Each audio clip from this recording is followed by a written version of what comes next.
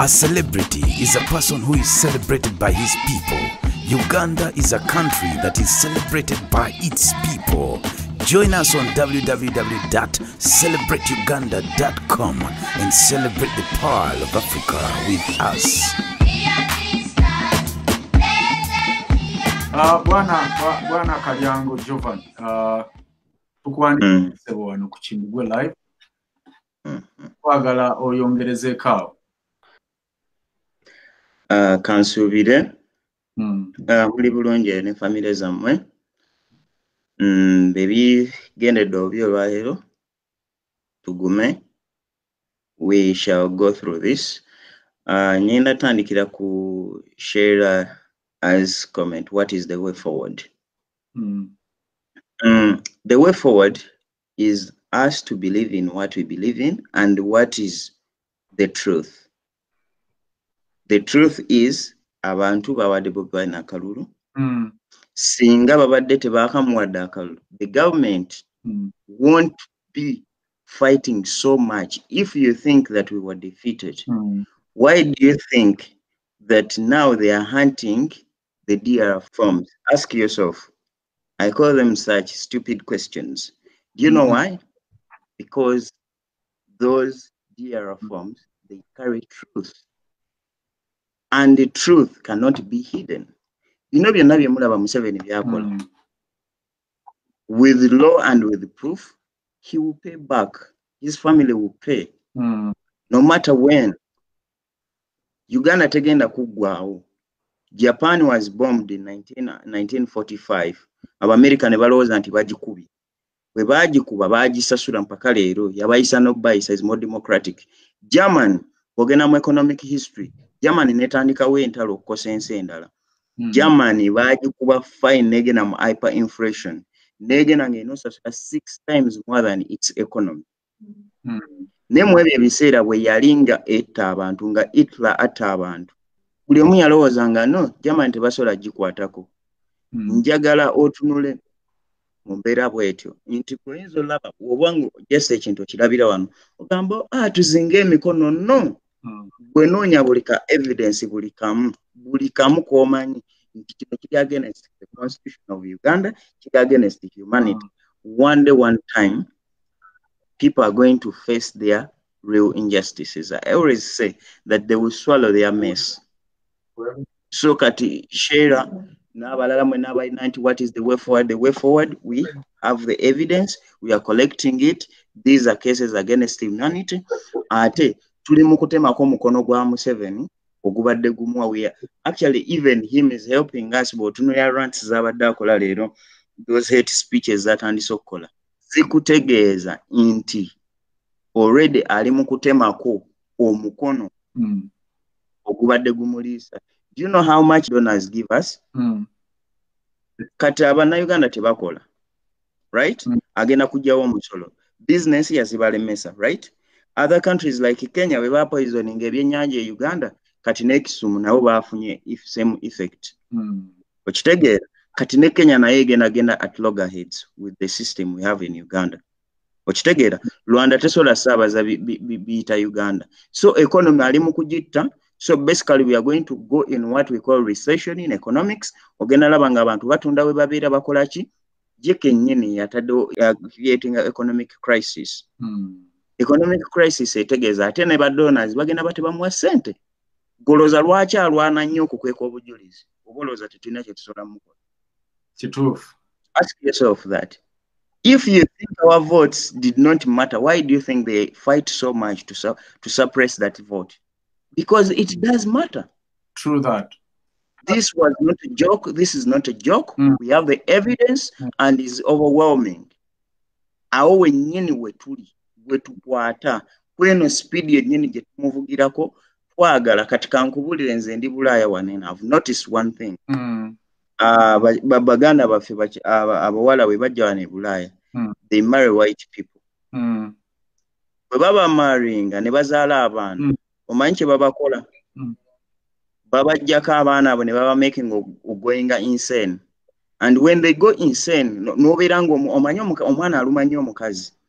omwana wange kati omuzungu bamulaba nkagira nga bakusindikira psychologist genda olabe bwati kikyaliko ng'okaabawo bino ngaga kati oyo omukazi condition gyalimu tasola beera na mwana okitegera ng'omwana wo maama bamukujjako because gwe wali tosola controllinga mutwe gwo kati kyembagamba let us not make ourselves like these women nina cases nyingi nnyo ez'abakyala bane Bulaaya nentula nenjogera nene mugamba calm yourself down gwe buli lamenting they want you to be that they want you to go mad so that they take your baby.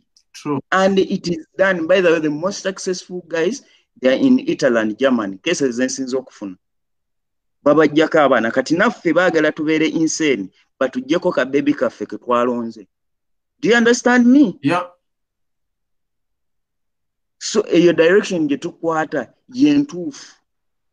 We have the evidence guno omwana omukyala ali lubuto yalufune yazadde omwana ka baby kalenzi kabuukabuuka kalina continuation okitegedde teri akugamba mbuno bye tuliko tebiri mu magezi singa SFC kati njagala okubuuza obolooza Museveni ali mirembe okimanyi luli bwe twavaayo ku IMF nga baagala kwewola sente za COVID IMF sente yaziyimiriza kituufu golowooza lwaki mpaka leero effect walabye effect yatogikwatako mu Buganda waliwo yakutte kalulu nga wa NRM golowooza betwogera abantu babiwulira buli yagikwatako teyakomyewo lwaki olowooza buli yagikwatako mu Buganda omuto bapaba because this is exactly what we want. We're gonna fight this nabagambye Abasudani it took them many years but they definitely got there out of that guy Bashir kati ffe saagala tugwe mu ka trap ate bakyali ba Museveni bajje bamunganga ogwa be Uganda batwesibeko. We want the whole tree to go with the branches and the leaves kubanga ogwo omuti gwa busagwa tetukwetaaga mu Uganda. Basically that's what I'm saying. But it takes time kubanga ogwo omuti gwa busagwa akakoola obukolo kugwako kwaza kali poisonous tetwagala kiti kigwire muntu n'omu kyobola batuyina okuba apulutinga bonna. We are making sure buli omu ayasama ne tugamba okay muhoozi tukutadde ku ka sanction kayihula gwe tukumaze nabasa tukulina muhoozi omulala tumulina. We want them bave mu collective number okitegeera and that saagala mugweddalu nga bannyinaffe be bajjako abaana ndese example abantu abangambako kino ekizibu don't take me mbuno nkukozeseza nga example obeera kuno but that is the reality. Bwolwala n'ogwama wonfeddemu amaanyi nkoze eki that is what they want. Salimu sale ekyo ekintu kyennyini yakirabye mu bavubuka ekino ngenda kiddamu ne video eyajjo nakyogerako baagala kuteekawo concentration camps basseemu abavubuka baleete abo psychologists bana emitwe tegikola bulungi babajje ku bamama babajje ku bakitaabwe babasseemu ezo gundi batandika okuba controllinga. That is where we are going. That is what we are preventing to happen. We have to be sober minded. Laba kapiira genda ku yoga tandiko taking a care gwe byobufuzi birowoozeeko naye si nnyo kati buno obudde bwa kuwona. Be sober because we cannot afford to deal with these insane people nga tukola ebintu ebiri insane. True. Okitegedde? True. Akalulu kaffe kamatalinga singa kabadde tekamatalinga Museveni ne sente zategesa akalulu zonna tuzaagala kubanga ye yakategese ne bakyali be nga balowooza bagenda tuzanyirako no era ne Byabakama yagambe thank you for funding us yakyogedde mu speech ye. Okitegeera kati why did we fund something you're not going to exercise nga mwina records zammwe enkadde dok kwe bagenda obeera. Nze ngenda bagamba ekintu kimu Sherita thank you Sheila thank you for bringing ekyo kyennyini waliwo wano akatabo kendi mu kusoma ennaku zino eno biography ya Malcolm X irabe waliwo wano eno chapter 1 agita nightmare. Waki yagituuma nightmare atandika nga apostle babadde ayogerako ku class clan bajja mu maka ga maama we ng'ali lubuto kubanga daddi wa Malcolm X naye yali mubuulizi wa njiri ng'asumba era yali organizer kwomu ku bantu ku tiimu ya ya Makasi Gavi namogeddeko eggulo oba video wagirabye. Kakati maama wa Malcolm bamulumba wane waka wa Malcolm ngali lubuto lwa Malcolm X. Bamu asautinga abo baku class clan ne bamugamba nti tebabaagala ku kyalo, tebabaagalako. Mwabali e Bulaya munjulira. Tonoonyangako nnyumba ne bagikuma mu kitundu ne bagamba nti wano tupangisawo baddugavu. Biyitirivu nnyo wano. Tekikutuukangako. Kati bano baggayi baategeera kyova olaba beekolera ebifo ebyabwe nga Kololo nti eno tetwagalayo baavu naye how do we approach all that? You cannot do it one time kubanga bo baapulaninga. Kati naffe tulina okutuula ku drawing board.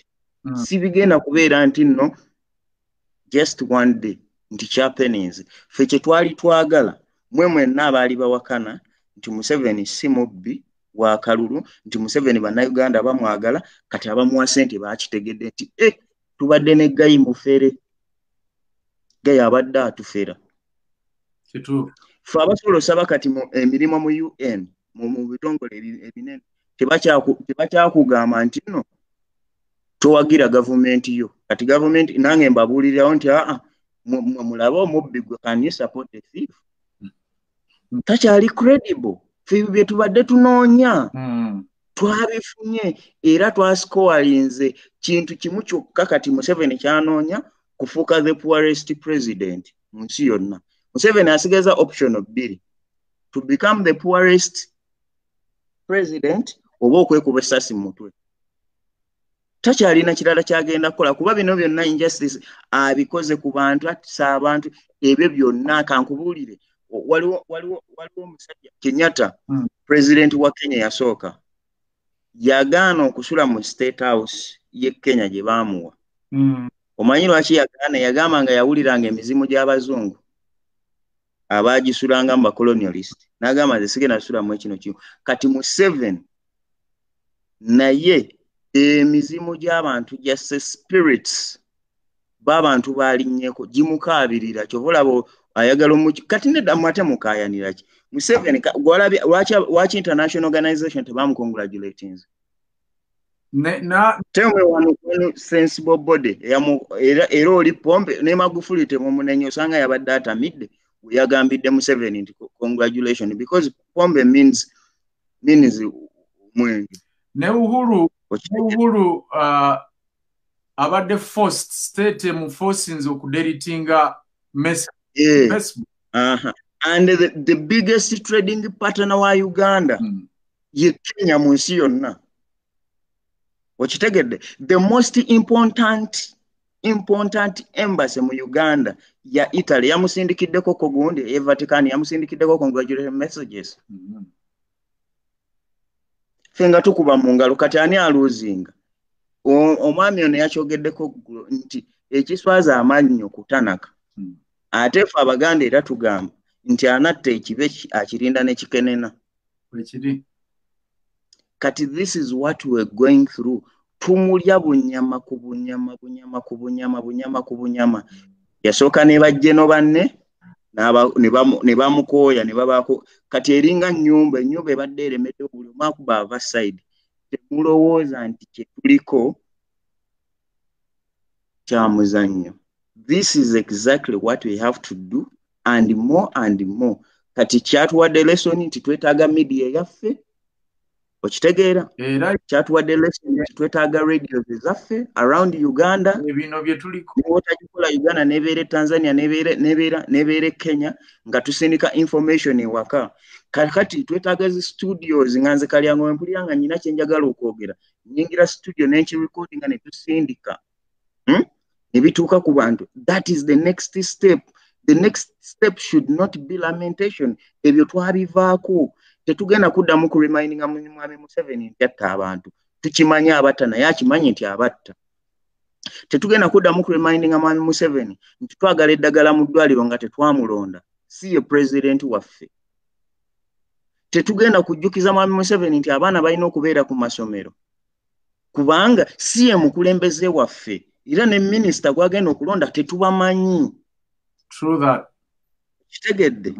Kati tulina kubeera ku lwaffe nze ngamba abantu mwenna abali e Bulaaya kati ffe backbone ya Uganda kubanga people power yazimbibwa ku bintu ebyo bisatu.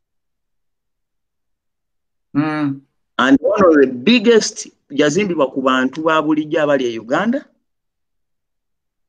n'abantu n'abakulembeze be tulinawo nga ba Bobi Wine baani era ba bulijjo civilians tetulina n'abantu b'e Bulaaya kati ffe tusobola okwogera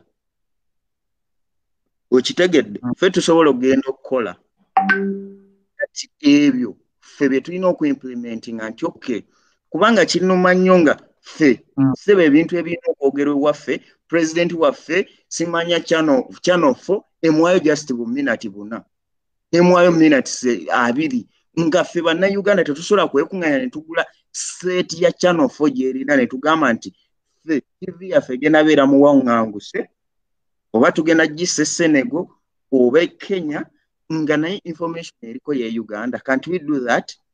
Bobi Wine ne tumuwa eddakiika 5 ne tumuwa essaawa 2 ne tumuwa nga bannayuganda bamuwulirize. Can't we? We can. Go webuze nabadde ntunuulira on statistics. Do you know how much BBC invests in investigating what is happening in Africa? Do you know how much France is investing in Africa through media? Kubanga what controls your language of discourse controls what you think. True. It is a principle. Nze bino byonna singa twabadde ne media yaffe nga batega tutega etusindika zi drone ne zibeera waggulu ne tubagamba mulaba ekiri wano nga tukontrolinga technology kwali kati singa tuli wano nga tulaga abantu nti 24/7 ayagala amawulire agakwata ku Bobi Wine gali kuno ne tustopping obulango ne tustopping anything. That is what we should. Kati BBC can they do that? Sky can they do that? By no lago mopiira kubanga Premier League eri yasasula bw'obanga bakuumidde kankubulire oba omusajja yagulawo Radio Uganda yagamba nti munnabyabufuzi yenna alowooza nti asobola okuwangula akalulu akali organized democratically nga talina radio nga talina media aba musirusiru. Nkidde mu luzungu n'omulala business wise yagamba nti bw'okola business n'otagiranga oba n'otagisa ku media obanga omuntu akoleeza kando ate n'agisa wansi w'ekitanda. Exactly. Kakati mukitegeere nti bino byonna bye tuliko n'essaawa eno Facebook esobola okugamba eno page njiggyeko bwekiri right? Because see ya Facebook see. Kati ebyo bye njagala ezo solution nze njagala tugambe nti okay kakati ssaawa eno tutandise fundraising twagala studio wet tugigule ffe bannayuganda abali eno tuweereze. Waliwo omusajja yasula government I think one of these East Asia, East Asia. Yagisuulira France nga recordinga recordings bu tape n'asindi zijja. Leero nabadde njagala bagamba ku Mussolini yatuula eri Northern Italy n'asindika abantu ne basula government e Rome. Olaba kankusalemu ekirimi waliwo guy oba ali South Africa nga yeeyita Mazinga I think Mazinga then ono Kabuye Boston and as we speak abantu abo bonna bafuna special guests from the state of Uganda. Never recording anga record Mazinga ya recording anga akantu n'akasindika kakati tutuuse wano tujja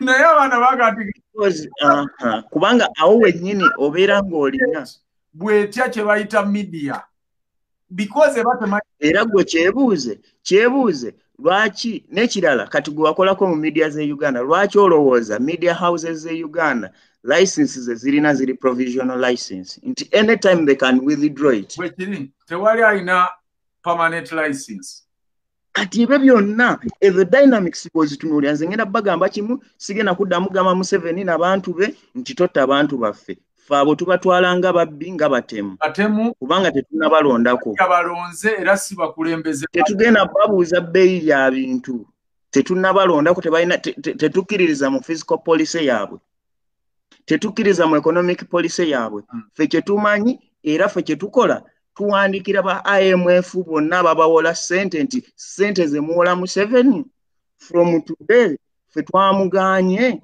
mwe mumanyi abanaazisasula si bannayuganda temutubala okitegedde ekyo mukigambe abaana bammwe mukigambe abazzukulu bammwe n'abali embuto abaana bammwe mubagambe oba oyogera naye mugambe tulina agabbi agakutte ensi yaffe they are thieves who have captured our country kubanga ffe bannayuganda tulina empisa twakkiriziganya n'abantu ne tulowooza nti ndabewo abagamba nti tusonde TV ekyo kye tuddako nze ngenda kukola GoFund. I'm a very honest person with money abamanyi ebintu bya media Mr. Kimbugwe bakolako mu media houses omanyi what it takes tukole budget entuufu tutandike kugula kyuma kimu ku kimu nze gwolaba nagaano genda ku TV ze Uganda omanyi lwaki nga bampita nga bampa budakiika bubiri nzize kwogera byamagezi gwambuuza toyina na kwota ya information gye mmanyi ng'ongamba mbu tukomaawo ng'ongamba tukomaawo ngani nina information gy'otalina naawe nzize nkusomese right tubeera ku ma TV goloza lwaki TV ze z'abalokole baziwa mangu kundi license musharinga video nga zo zirunninga kubanga zikuuma oli hambo kati twatandise nabagambye olutalo kati lwatandise luli tubadde kakati ssaawa eno ffe twali twabaleka nga waliwo level gye twagala batuukeko kati wano zono mwita 3D politics. I look at it in the 3 dimensions. Kakati gwe weebuuze nti oba bino bye tuliko oba gwe mulowooza mbu guno omuzannyo. Why do you think they fight so hard of breaking down these pages? Oba mulowooza nti bya muzannyo oba mulowooza tezirina impact. Have they stopped to try to hack pages like this? Nakati babano mwebali. Have they?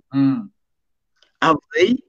Kitegeeza we have an impact, but the only thing we lack tulinga just kati omanyi bw'obeera okuba omuwemba waliwo obususunku obugw'ebbali kati tulinga buki bususunku ne kati tulina okuŋŋaana ne tufuna a streamlined way to communicate.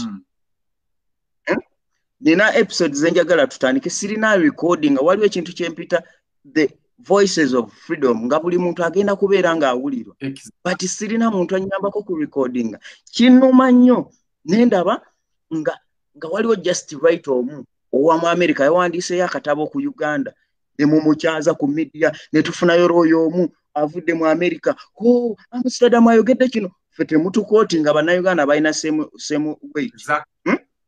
Exactly. Omanyi lwaki? Because we look so poor. And we look like we are not organized. We look like we are disorganized people. So it is a matter of getting disorganized. We are much stronger than what we think. Jovan, okugatako kawo kuno. Otunulira abantu kati state mwebali. Buli omu agamba Kimbugwe abazungu lwaki tebatuyamba. Lwaki abazungu be balina otuyamba you people?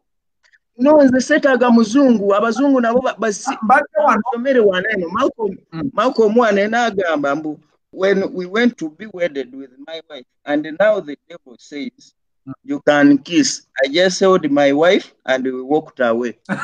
Yabayitadde. Leka nkabaddiremu. Malcolm bwe yali awasa mukyala we mu church. Bayimirira maaso ga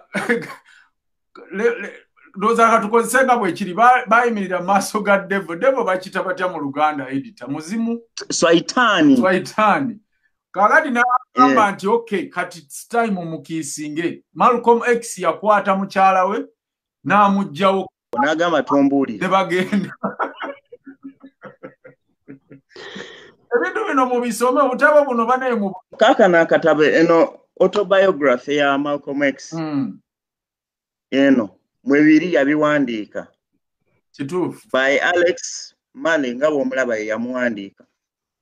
Ono gaye ekirooto kye kyali kyakubeera looya naye omuntu eyamulemesa yali muzungu yamugamba ekigambo ekyo kimu muba abagamba nti ebigambo tebikola. Yamugamba nti how can a nigger become a lawyer? Maybe you can become a carpenter. He left his school for that word. Making on guy to go astray. Just one statement that you cannot be anything. And this is what exactly this government is telling you, that you cannot be anything. Exactly. You vote, we turn. Njagala mbala geko katono Jovan engeri gayo ono ja trying so hard to kola mu ekintu ekyo. Otunulira akalulu ka 2 gumunga kawedde introduced bonna bakone bo banaita bonna basome. Naye bannayuganda mwino kimanya nti obuzibu bwe tugenda okusanga kwe kunoonya how we are going to handle abaana abayise mu bonna basome oba bonna bakone. Tugenda kusanga obuzibu nti bana abaana tebalina kintu na kimu kye basomye oba kye bamanyi kubanga fena tukimanyi nti emmere ewulira mu lusooka. Singa omwana mu primary tafuna musingi gumala oba buyigirize bumala kuba ffe tukimanyi twakula tukimanyi nti omuntu bwakula bwasomera mu masomero agalina foundation ennungi primary ne bw'atasoma secondary can manage life ye ng'omuntu eyasoma. Museveni ekyo bwe yakimanya n'akijjawo kubanga yasangawo amasomero agalina strong foundation in primary agaba katuliki agaba Siamu, aba Protestant. Kati n'agamba tukoze tutya because Abaganda the strong weapon gye balina ye sense of humor. Naye sense of humor eyo twagijjanga mu masomero ago ag'amadini. Nti kakati tugenda gikola tutyo gikiringa off tutandike mu kifo ky'okupromotinga national theatre tugitunde tulete comedy store. Ne bagidesigninga bulungi ngera birabika okulaba nga birungi okulaba. Eteeka nnyo ssente mu comedy store era n'abaraninga comedy store mubalaba bonna baatwateera embundu naye ng'ate tekuli munyankola akola comedy wabula be bamanaginga ki comedy. No nanti gwe weebuuze comedy oyo bamukola mu lulimi ki? Bannayuganda bonna ne bajja bakole comedy ono mu lulimi olw'abaana Abaganda lwe bawulira. Ne basitula Ssenga Nantume, ne basitula MC Kapale, ne basitula Kaliyaki, ne basitula bonna abo bantu Baganda. Kakati Muhanji ye owaabwe n'atuula wali n'asolooza oba n'adda ku mulyango n'asolooza. Kati ne bukya n'enkya ne baga nti National Theatre ewaali bakadde baffe ba is it Abe Mukibi Amalula bakawadwa ewaali nga ba Ashraf Semwoge abasomesa emizannyo egyasomesanga egyo ne baga nti kakati National tugisene katale tuba replacingiremu comedy store. You can imagine nti bana abasajja plan yaabwe mu lwakuba bwe tubagamba ebintu bino temubiraba, but they came to kill, to destroy Uganda, to finish up, and titugenda kukkiriza fe ab'omulembe guno. That's why tubagamba bino ebintu tusobola obyekolera bwebanga plan ava bweru oba yava mu mawanga gano okutufuula bwe tutyo. Kakati ffe tulina kukola ki? Is to wake up, is to stand up, is to unite. Kebenga government enajjako abasajja abe ina kukolebwa mu ggwanga lino erya UK mwe tuli oba America oba Belgium oba wa kyali kibaddewo bye tugezaako okubagamba. Already Uganda tuyina ebizimba amini bye yalekawo Uganda House tusobola oteekako headquarters zaffe. Tusobola okugenda ne tugobamu abanyampi abalimu nga tumenye etteeka nalimu ne tugitaking over ne tugaa nti gavumenti yaffe esobola okutuula wano. Because as you say, Museveni leero avuddeyo simanyi bagundiye mugirabye ng'avuma Al Jazeera ne BBC. Naga nti abo beegasse ne other Ugandans in abroad but fools to spread propaganda and whatever. So, mbadde ngattako ku kya Jovan nti bwe tutakola bintu byaffe kati ne tugendera mu layini y'abasajja bano, they are going to destroy our planet. Yes, yali radio y'amaanyi. Why is it not powerful now? What? CBS?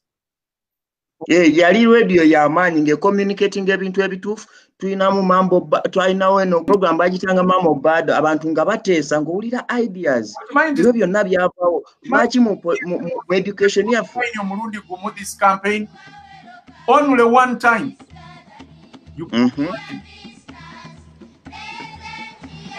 kakati mbadde nkusaba Jovan okwatiremu katono. A celebrity is a person who is celebrated by his people. Uganda is a country that is celebrated by its people. Join us on www.celebrateuganda.com and celebrate the Pearl of Africa with us.